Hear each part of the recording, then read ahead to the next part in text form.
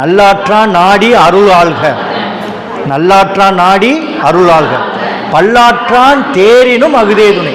நல்ல வழியில் நின்று அருள் உடைமையை கையாள்க. ஏன்னா வேற எந்த வழியில் பல வழியில் தேடி பார்த்தாலும் அருளுடைமையே சிறப்பு அப்படின்னு சொல்கிறார். தெருளாதான் அப்படின்னா அறிவற்றவன். மெய்ப்பொருள் கண்டற்றால் அப்படின்னா உண்மைத்தன்மையை அறியக்கூடிய செயல், அதாவது உண்மைத்தன்மையை அறியக்கூடிய செயல் அப்படின்னு வச்சுக்கலாம். அரிய நூல்களின் பொருள்களை புரிதல் அப்படின்னு வச்சுக்கலாம். ஒருத்தன் நிறையா பொருளாதாரம் வச்சுருப்பான், காசு வச்சுருப்பாங்க, தர்மம் செய்கிறேன்ட்டு போயிட்டு ஒரு 50 பேருக்கு 100 பேருக்கு சாப்பாடு போடுவாங்க. அப்படி போடுறது எந்திரத்தனமாக இருக்குமே ஒழிய உள்மனசிலேருந்து அந்த கருணை உள்ளத்தோடு இருக்காது.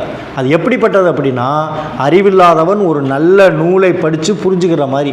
அவனால் புரிஞ்சுக்கிற முடியுமா? முடியாது. அப்போ அது மாதிரி தான் மனதில் கருணை இல்லாமல் அறம் செய்கிறேன் அப்படின்ட்டு போய் செய்கிறது. எளிமையாக இருக்கு இல்லையா?